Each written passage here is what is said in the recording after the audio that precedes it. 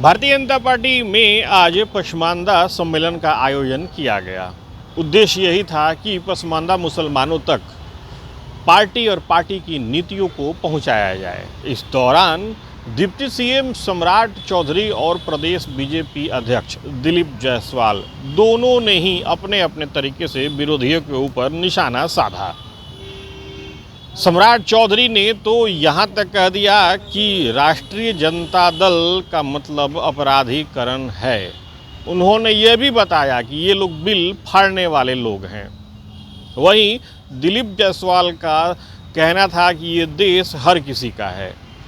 BJP हर किसी को उसका हक, अधिकार और सम्मान देना जानती है। इन दोनों नेताओं ने क्या कहा, पहले आप ये सुनिए। आज पसमानदा मुसलमानों का देखिए, जिस तरह आरजेडी ये बोल रही है कि हम वक्फ बोर्ड बिल फाड़ देंगे, तो ये कौन नया चीज करेगा। ये लोग तो आरक्षण विरोधी है। महिलाओं को आरक्षण मिल रहा था अटल जी के समय, तो तब बिल फाड़ दिया था। तो ये लोगों का इतिहास ही है, कानून पर भरोसा नहीं करना, गुंडागर्दी करना। राजद का मतलब ही है अपराधीकरण, गुंडागर्दी करना और बिल को फाड़ना। इस देश के अंदर सभी जाति धर्म के लोगों को लोकतांत्रिक अधिकार प्राप्त है और इस देश में हिंदू, मुस्लिम, सिख, ईसाई, बौद्ध, जैन सभी भाई भाई हैं।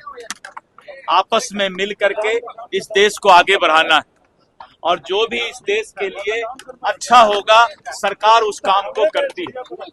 और हमने अभी अंदर कहा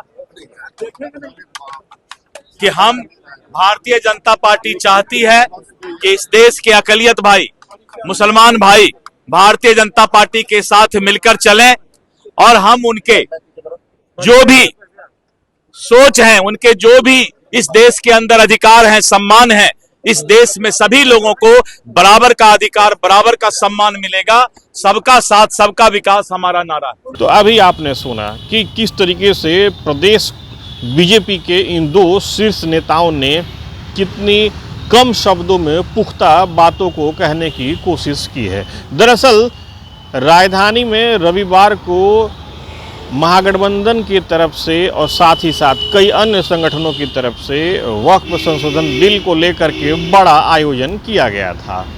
इसमें सीधे सीधे केंद्र सरकार से ये मांग की गई थी कि वक्फ संशोधन बिल को तुरंत वापस लिया जाए। ये मुसलमानों के निजी हितों पर सीधे सीधे हमला है। उसके बाद आज बीजेपी ने इस कार्यक्रम का आयोजन किया। दरअसल बिहार विधानसभा चुनाव में अब कुछ ही महीने बचे हैं। अल्पसंख्यक वोटरों को लेकर के तमाम दल अपने अपने तरीके से रणनीति को बनाने में जुटे हुए हैं।